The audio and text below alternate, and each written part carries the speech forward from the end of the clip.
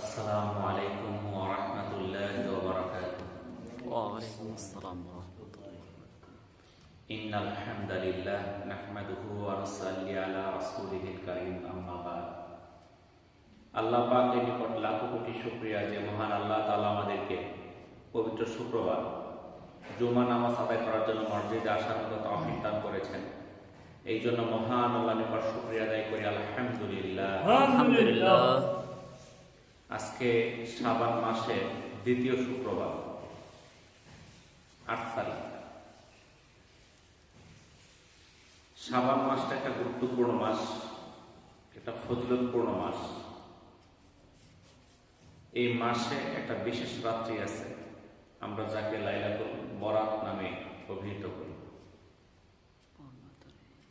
যেটা আগামী শুক্রবার দিবাগত রাত। তো এই লাইলাতুল বরাতের আলোচনা করতে গেলে এখানে অনেকেই এটা বিপক্ষে বলে, কেউ পক্ষে বলে। তো এই লাইলাতুল বরাত আছে কি নাই এই সম্বন্ধে জানতে হলে আমাদের বিস্তারিত আলোচনা শুনতে হবে। এই 1-2 লাইন শুনে কিংবা 1-2টা হাদিসের আলোকে সকল কিছু ব্যাখ্যা করা যাবে না। এটা সম্বন্ধে আমাদের বিস্তারিত জ্ঞান অর্জন করতে হবে। এই লাইলাতুল বরাত কি, এটা আছে কি নাই, এটার মধ্যে কোনো আমল আছে কিনা, আমাদের কোনো করণীয় আছে কিনা, আমাদের কোনো বর্জনীয় আছে কিনা, এটা আমাদের জানতে হবে। কারণ আমরা দুনিয়ার সবকিছু জানার জন্য আমরা চেষ্টা করি। আমরা লেখাপড়া চাকরি করতে যাই, অনেক কিছু আমরা জানি।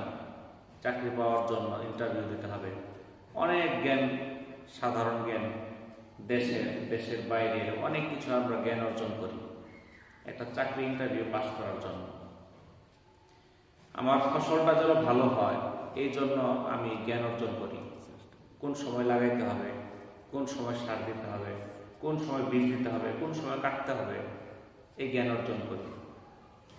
আমি ব্যবসা পরিচালনার জন্য আমি জিজ্ঞাসা করি কোথায় গেলে আমি কম দামে কিনতে পারবো, কোথায় গেলে বেশি দামে বিক্রি করতে পারবো, কি করলে লাভ বেশি হবে, সব শেখার চেষ্টা করি।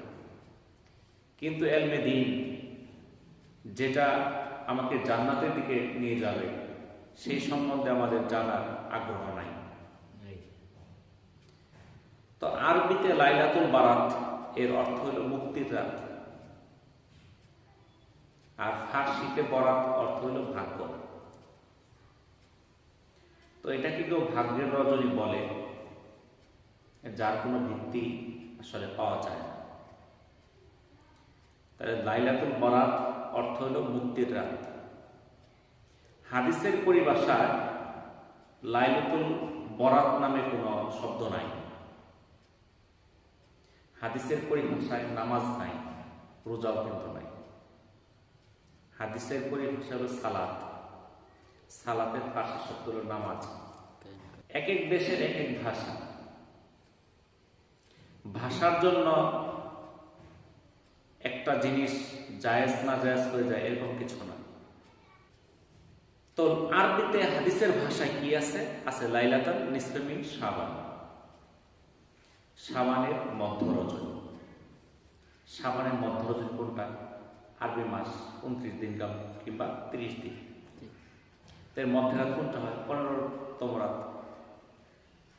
তো আরবিতে বলা হচ্ছে লাইলাতুন নিসফে মিন শাবান, শাবানের মধ্য রজনী।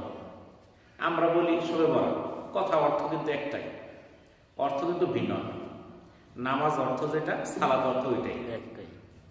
রোজা যারে কয় সিয়াম তাই কয়। তাহলে এটা ভাষার ভিন্নতা। তাহলে আমরা যেভাবে কথা বলি, সারা পৃথিবীর মানুষ একই ভাষায় কথা বলে। আমরা বাংলাতে বলি, কেউ ইংরেজিতে বলে, আরবিতে বলে, ফার্সিতে বলে, হিন্দিতে বলে, উর্দুতে বলে, কত ভাষা, ভাষা কোনো শেষ নাই, হাজার হাজার ভাষা আছে। এই জন্য এই লাইলাতুল নিসফে মিন শাবান, শবে বরাত, আরো যদি অন্য কোনো দেশে আরো নাম থাকে, নামের পার্থক্য হইতেই পারে। তো এই শাবান মাসে আল্লাহ রাসূল সাল্লাল্লাহু আলাইহি সাল্লাম রমজান ছাড়া সবচেয়ে বেশি রোজা রাখতেন এই মাসে। তাহলে এই মাসটা ফজিলত অবশ্যই আছে। শাবান মাসে বান্দার আমল আল্লাহর নিকট পেশ করা হয় প্রতিদিনই সকাল এবং সন্ধ্যায়। সাপ্তাহিক আমল সোমবার এবং বৃহস্পতিবার আল্লাহর নিকট পেশ করা হয়। প্রতি সপ্তাহে আমাদের আমলগুলো আল্লাহর কাছে পেশ করা হয়। দেখবেন যে আমরা যারা ব্যবসা করি, সকাল বিকাল হিসাব করি, সকালে দেখি ক্যাশে কয় টাকা আছে, আবার বিকালে দেখি কয় টাকা আছে,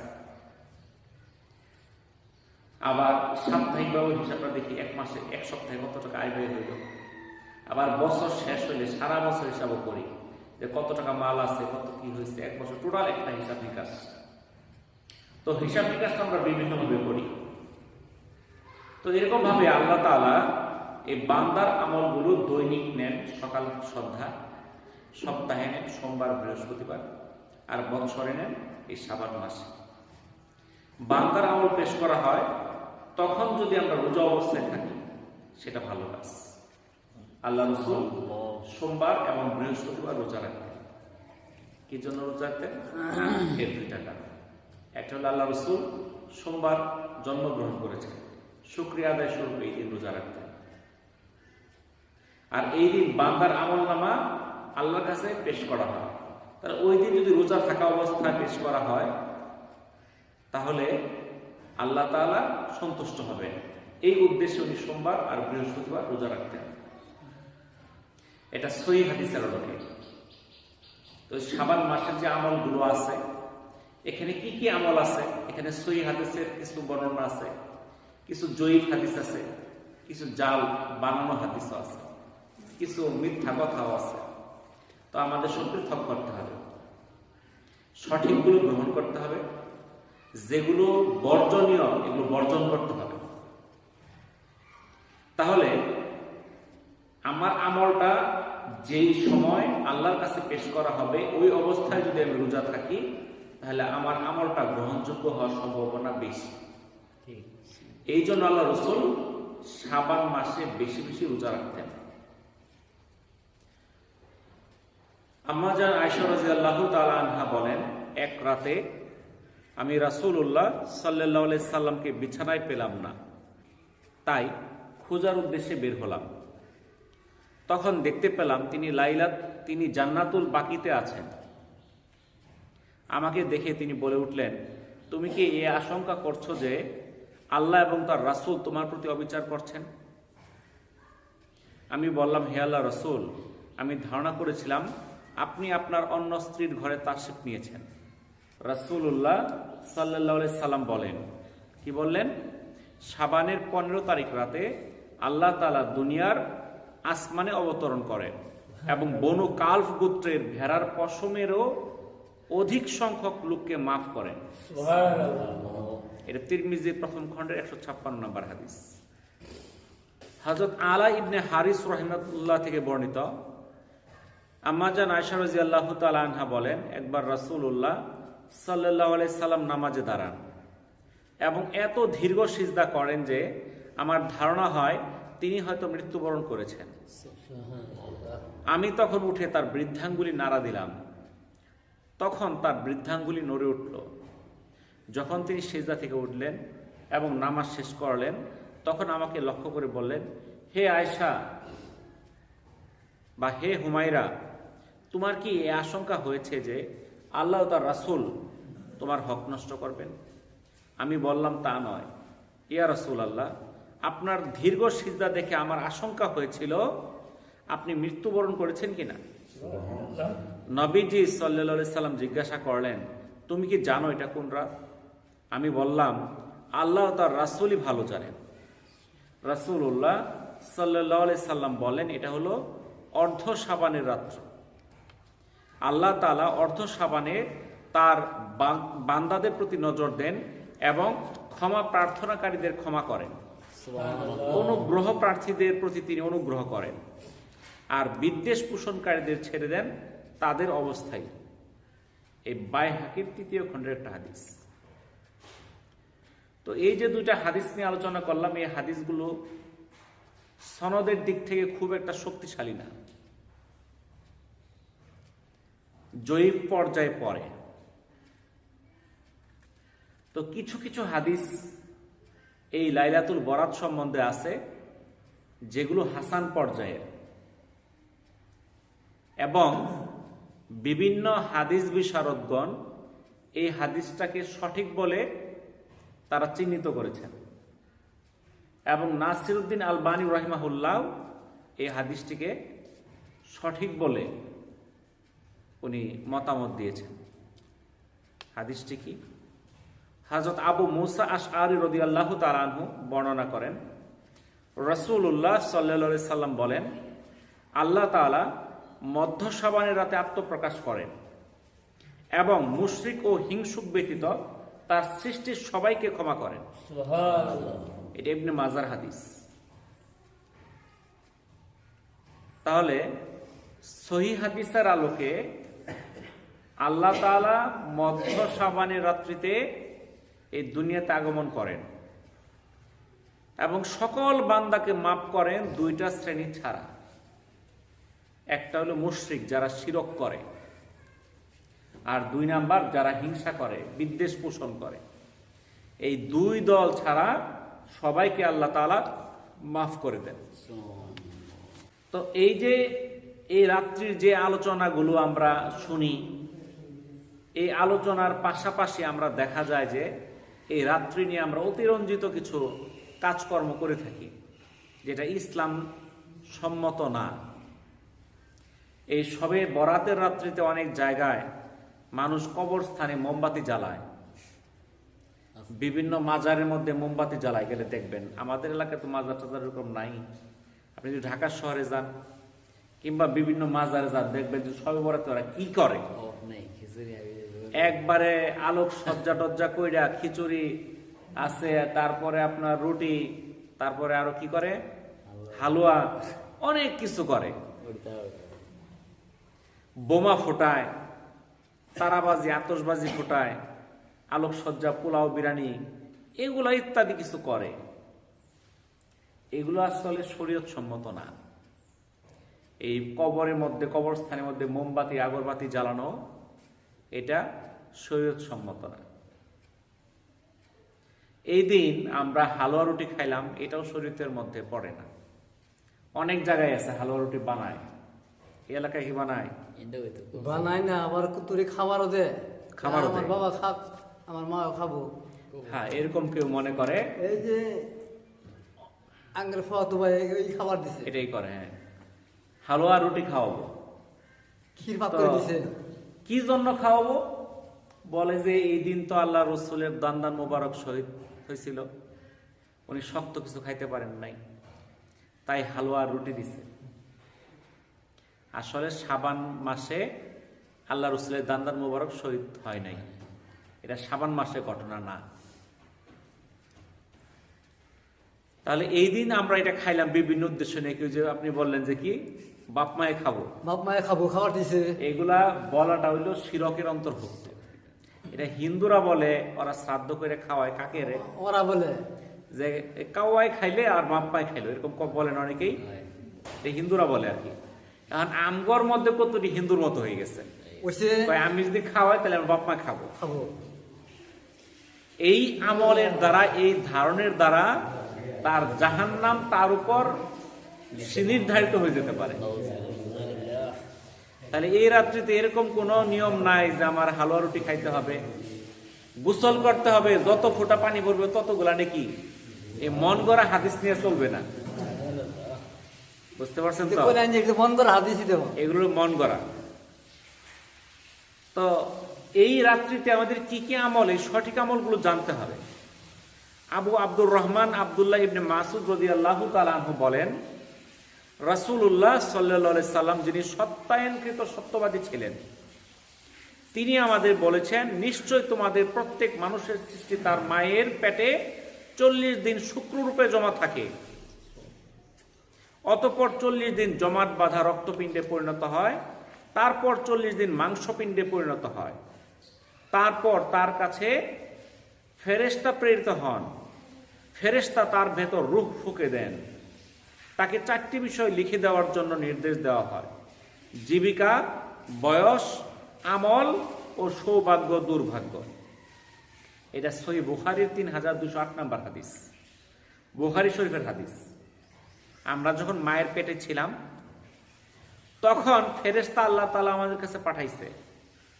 তখন কয়টা জিনিস লিখে দিছে? 4টা জিনিস। জীবিকা আমি কি করে খাবো? চাকরি করে খাবো, নাকি কৃষিকাজ করে খাবো, না ব্যবসা করে খাবো? এই জীবিকা আমার জন্য লিখে দেওয়া হয়েছে। বয়স কত বছর আমি বাঁচবো, কি আমল করব, আমার সৌভাগ্য কি আছে, দুর্ভাগ্য কি আছে, সব লিখে দেওয়া হয়েছে। আব্দুল ইবনে আমর ইবনে আস রাদিয়াল্লাহু তাআলা আনহু থেকে বর্ণিত, রাসূলুল্লাহ সাল্লাল্লাহু আলাইহি সাল্লাম বলেছেন, আসমান সমূহ ও জমিন সৃষ্টির 50,000 বছর পূর্বেই আল্লাহ তাআলা স্বীয় মাখলুকাতের তাকদীর ও ভাগ্য লিখেছেন। এটা সহিহ মুসলিমের 2653 নম্বর হাদিস। তাহলে আমাদের ভাগ্য কবে লেখা হয়েছে? এই সহিহ মুসলিমের হাদিস মোতাবেক আসমান জমিন সৃষ্টির 50,000 বছর আগে মাখলুকাতের ভাগ্য বা তকদির লেখা হয়েছে। সূরা হাদিদের 22 নম্বর আয়াতে আল্লাহ তাআলা বলেন, পৃথিবীতে এবং তোমাদের উপর যে বিপদ আসে তা পৃথিবীর সৃষ্টির পূর্বেই কিতাবে লিপিবদ্ধ করা হয়েছে। নিশ্চয়ই এটা আল্লাহর কাছে খুবই সহজ। যদিও আমার কাছে চিন্তায় কঠিন আসে, এটা কিভাবে সম্ভব? আল্লাহ তাআলাই আসমান জমিন সৃষ্টির 50,000 বছর কিভাবে লিখলেন? কিন্তু এটা আল্লাহ তাআলার কাছে খুবই সহজ। আমাদের কি বিপদ আসবে, আমি কতদিন বেঁচে থাকব, এই সব কিছু লেখা আছে কিতাবের মধ্যে। সূরার 30 নম্বর আয়াতে আল্লাহ তাআলা বলেন, তোমাদের উপর যে বিপদ আসে তা তোমাদের কৃতকর্মেরই ফল এবং তোমাদের অনেক গুনাহ তিনি ক্ষমা করে দেন। আল্লাহ তাআলা প্রথমে কলম সৃষ্টি করেছেন, অতঃপর কলমকে বলেছেন লেখো। কলম বলল, হে রব, কি লিখব? তিনি বলেন, কিয়ামত পর্যন্ত প্রত্যেক জিনিসের তাকদীর লেখো। এটা সুনানে আবু দাউদের 4700 নম্বর হাদিস। সূরা হজের 70 নম্বর আয়াতে আল্লাহ তাআলা বলেন, তুমি কি জানো না যে নভমণ্ডল এবং ভূমণ্ডলে যা কিছু আছে আল্লাহ সবকিছুই জানেন। নিশ্চয়ই এসব কিতাবে লেখা আছে।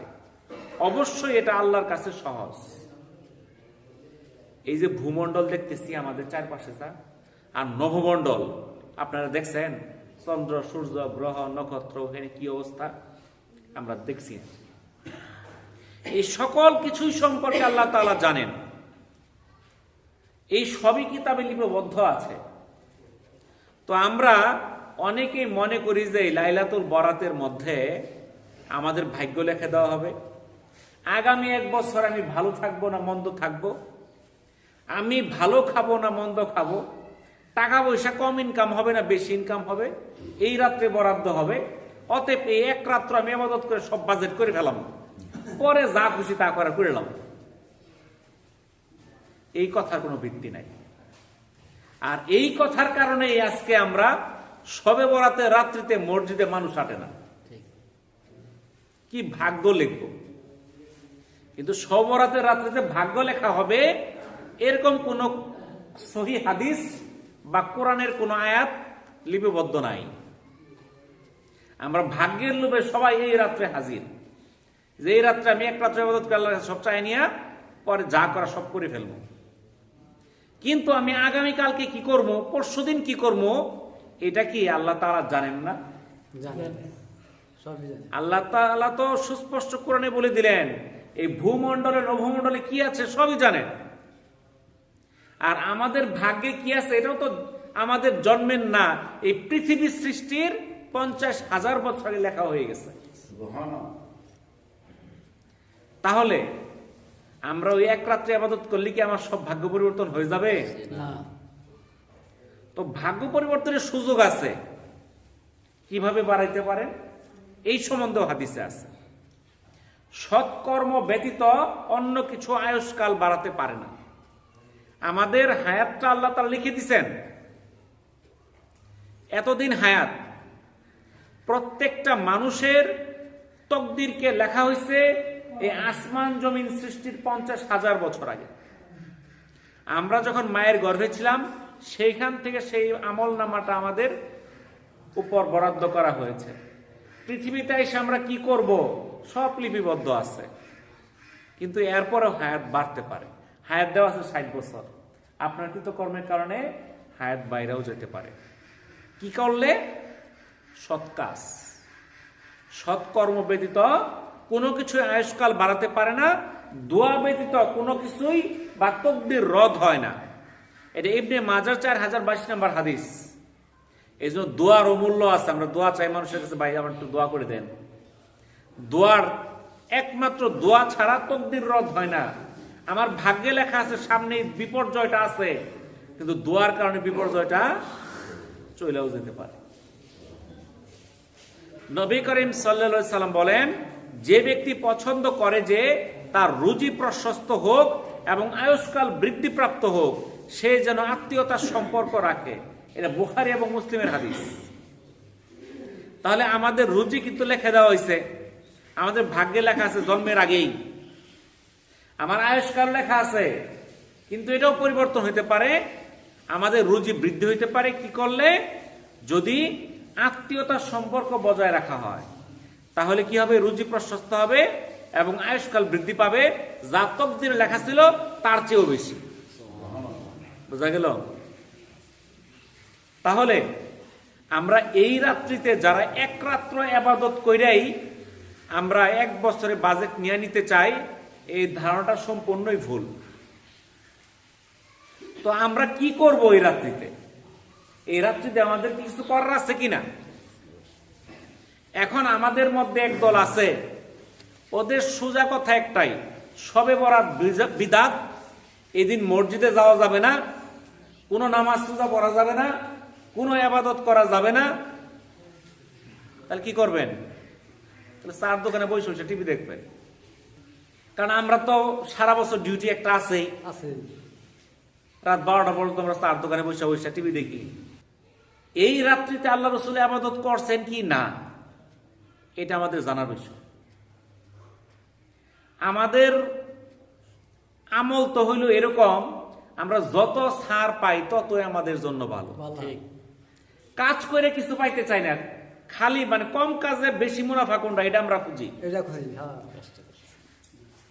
তো আল্লাহ রসুল এই শাবান মাসে আমল কিরকম করতেন এই সম্পর্কে একটা হাদিস। আম্মাজান আয়েশা রাদিয়াল্লাহু তাআলা আনহা বলেন, আমরা রাসূলের ইবাদত দেখে, আমল দেখে বুঝে যেতাম রজব মাসে চাঁদ উঠছে। রজব মাসে চাঁদ উঠা বুঝতো কিভাবে? রাসূলের আমল দেখে বুঝে তো রজবে চাঁদ উঠে গেছে, মানে আমল শুরু করে দিত বেশি। রজব মাসে যে আমল করতেন তার চেয়ে বেশি আমল করতেন শাবান মাসে। শাবান মাসে যে পরিমাণ আমল করতেন, রমজানে আরো বেশি আমল করতেন। মানে আমলটাকে বেশি বাড়ানোর জন্য আগের থেকে একটা প্রস্তুতি নেওয়া, একটা প্রস্তুতি শুরু করছেন। আল্লাহ রসুল শাবান মাসের প্রতি রাত্র ইবাদত করছেন এবং কি অধিকাংশ দিনগুলোতেই রোজা রাখছেন। এখন আমাদের বলে এই সবরাত রোজা পারবি না, এই রোজা রাখা হারাম, নিষেধ। আল্লাহ রসুল তো সারা মাসে রাখছে। শাবান মাসে রমজান ছাড়া সবচেয়ে বেশি রোজা রাখছে যে মাসটা, সেটা হলো শাবান। আর আমাদের মধ্যে কেউ কেউ আছে রোজা রাখলে না করে, রোজা রাখা নিষেধ। যেই মাসে আল্লাহ রসুল প্রত্যেক রাত্রে ইবাদত করতেন, ওই রাত্রে মসজিদ রুকিস না, নামাজ পড়া পাবি না, গুনাহ। বলেন নাউজুবিল্লাহ।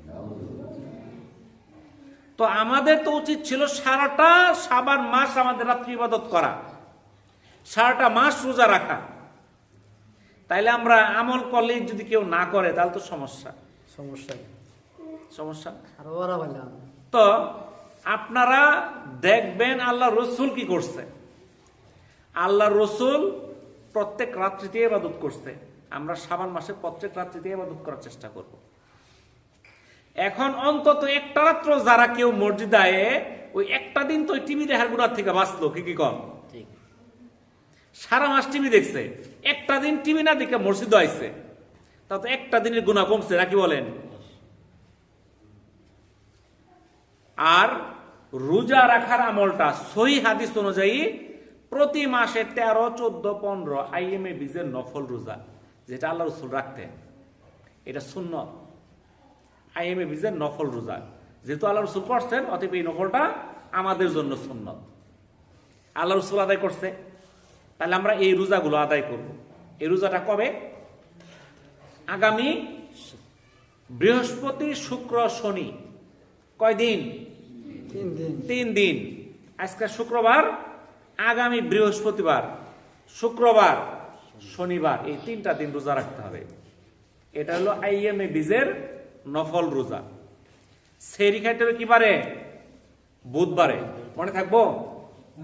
ইমাম সাহেব আবার বলে দিবেন আগামী বুধবারে। আগামী বুধবারে সেহরি খাইতে হবে। রোজা রাখতে হবে বৃহস্পতিবার, শুক্রবার, শনিবার। এই 3টা হলো আইএমএ বীজের নফল রোজা। আমরা সবচেয়ে সহজ খুঁজি যে আল্লাহ রসুল তো শাবান মাসে প্রতিদিনই রোজা রাখছে, আমরা কমাইতে কমাইতে কত কমাইতে পারি? শেষে খালি ওই যে একদিন রাখলেই হবো। বুঝছেন তো? মানে হুজুর রে কয়, হুজুর 30 দিন তো রাখবো, কয়দিন রাখবো? কয় প্রত্যেক সোমবার বৃহস্পতিবার রাখ। কয় তাও তো এক মাসে 10টা হয়ে যায়, আর কমান যায় না? কয় 13, 14, 15 রাখ। কয় আর কমান যায় না? কয় 15 তারিখটা রাখ। কয় আর কমান যায় না? আর কোন তো রোজা হইতো না। আচ্ছা ঠিক আছে, তার যে রোজা হইতো না একটাই রাখবো। বুঝছেন তো? এখন যদি বলে আমনের আজকে চেয়ারম্যান সাহেব কি দিবে? চাইল দিবে 1 কেজি করে, তখন আপনি দেখুন চেয়ারম্যান সাহেব 5 কেজি দেন যায় না? 5 কেজি দিলে না 5 কেজি না, 25 কেজি বস্তা দিতেন তাহলে একটু ভালো হইতো। ওটা দিলে কয় না 25 বস্তা তো ভালো না, 50 কেজি দিলে একটু ভালো হইতো। অনুযায়ী কিন্তু খালি বেশি বেশি। আর যখন এবাদত আটটু কমাইন যায় না, আটটু কমাইন যায় না। এইটা আল্লাহ রসুল শাবান মাসে প্রত্যেক রাত্রে ইবাদত করছে, এখন একটু কমাইন যায় না? কমাইতে কমাইতে সবরাতে রাতে একদিন 15ই শাবান, নাকি বলেন?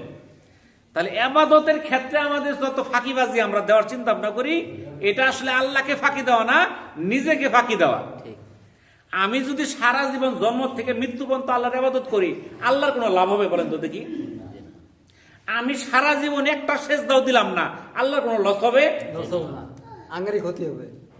আমি যদি ইবাদত করি লাভ হবে আমার, আমি যদি আল্লাহর ইবাদত না করি লস হবে আমার। আল্লাহর লাভও নাই, লসও নাই। কারণ আল্লাহ তাআলা আমাদের প্রতি মুখাপেক্ষী না। সূরা ইখলাসে বলে দিছে, কুল হুয়াল্লাহু আহাদ আল্লাহুস সামাদ লাম ইয়ালিদ ওয়া লাম ইউলাদ ওয়া লাম ইয়াকুল লাহু কুফুয়ান আহাদ। এখানে তো আল্লাহ তাআলা স্পষ্ট বলে দিলেন, কুল হুয়াল্লাহু আহাদ, আল্লাহ এক, অদ্বিতীয়, তার কোনো শরীক নাই। তিনি কাউকে জন্ম দেননি, কারো কাছে জন্ম গ্রহণও করেননি। তিনি কারো প্রতি মুখাপেক্ষী না।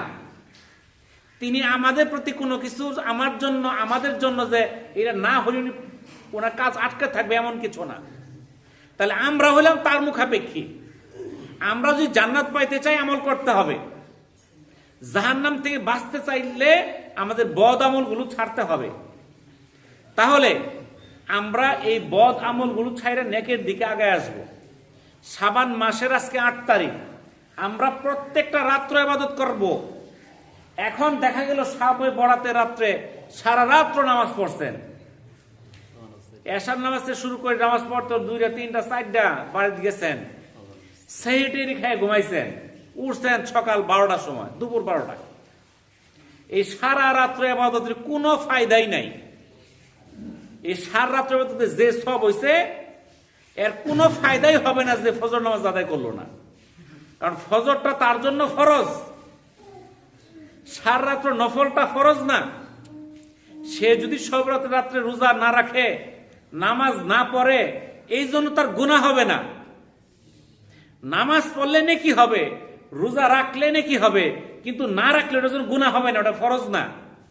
কিন্তু আপনি যে ফজরটা ছাড়ে দিলেন এটা তো ফরজ, এটা তো ছাড়ে দিলে গুনাহ হবে। এই তো গুনাহ হবে, কোনো হতো না? এই তো ছাড়লে গুনাহ হবে। তাহলে এই যে আমরা যে কাজগুলা করি অধিকাংশতেই আমরা দেখা যায় সবার রাত্রে মসজিদে আসি, আয়সা রাত 2টা 3টা পর্যন্ত জিকির আজকার কইরা যায় ঘুমাই, 10টার সময় উঠি। তাহলে এইটার দ্বারা কিন্তু কোনো ফায়দা হবে না, আসবে না। তাহলে আমাদের কি করতে হবে? শবে বরাত বলতে লাইলাতুল নিসফে মিন শাবান, শাবানের মধ্য রজনী। এই দিন আল্লাহ তাআলা প্রথম আসমানে আসেন। এই হাদিসটা সহি, এই সম্পর্কে বিভিন্ন হাদিস বিশারদ মত দিচ্ছেন যে এই রাত্রিতে আল্লাহ তাআলা প্রথম আসমানে আসেন এবং দুই শ্রেণীর লোক ছাড়া সবাইকে মাফ করে দেন। এর একটা হইল শিরককারী আর আরেকটা হইল হিংসাকারী। এই দুই দল ছাড়া সবারই মাফ করে দেন। এখন আমরা সারা রাত্র নামাজ পড়লাম, শিরক করি, হিংসা করি, গুনাহ মাফ হবে? জি না। হাদিসে তো স্পষ্ট বলে দেওয়া হয়েছে এই রাত্রে সবাইকে মাফ করাবে দুই দল ছাড়া, হিংসাকারী আর শিরককারী, এই দুইটা বাদ। এখন সারা রাত্র নামাজ পড়ছি, সারাদিন রোজা রাখছি, অনেক ইবাদত করছি, হিংসা ছাড়ছি না, গুনাহ মওকুফ হবে না। বুঝলেন তো? ঠিক। তাইলে আমাদের কি করতে হবে? আমাদের যে কাজটা করতে হবে, আগে হিংসা ছাড়ে দিতে হবে। এখন বর্তমানে আমাদের পেট হলো হিংসায় ভরা, এতই হিংসা, এটা বলার কোনো শেষ নাই। একটা লোক ভালো হয়ে গেলে আমরা দুই চোখে দেখতে পারি না, আমাদের কাছে অসহ্য হয়ে যায়। ওই আমার চেয়ে কেন ভালো হয়ে যাবে, তার ছেলে আমার ছেলের চেয়ে কেন ভালো হয়ে যাবে, তার মেয়ে আমার মেয়ের চেয়ে কেন ভালো হয়ে যাবে, শুধু হিংসা আর হিংসা। এই হিংসা যদি থাকে তার গুনাহ মওকুফ হবে না। আর শিরক যারা করে, আল্লাহর সঙ্গে অন্য কাউকে শরীক করে প্রকাশ্যে বা গোপনে, তাদের গুনাহ মাফ হবে না। এই কাজের মধ্যে অনেকে আমরা জড়িত হয়ে পড়ি। এই জন্য আমরা, যেহেতু সেই রাত্রিতে আল্লাহ তাআলা আমাদেরকে সাধারণ ক্ষমার ঘোষণা দিচ্ছেন, তাহলে সেই সাধারণ ক্ষমা পাইতে হইলে আমরা আল্লাহর কাছে কান্নাকাটি করব, যদি শিরক গুনাহ কইরা থাকি আল্লাহ তাআলা আমাকে মাফ করে দাও, তুমি ছাড়া আমাদের কোনো ইলাহ নাই। আমরা বেশি বেশি সূরা ইখলাস পাঠ করব। এই সূরা ইখলাস হইল শিরক থেকে মুক্তি পাওয়ার একটা সূরা। এটা হলো আল্লাহর একত্ববাদের একটা সূরা। এই সূরা ইখলাসটা এটা দামি সূরা, যেটা মাত্র 3 বার পড়লে একবার কোরআন খতমের সব আপনার আমলনামায় লিখে দেওয়া হবে।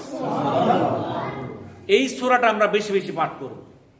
আর মনের মধ্যে যত যার প্রতি রাগ, গুসা, ক্ষোভ আছে, আমরা সব ঝাড়িয়ে ফেলাই দিব।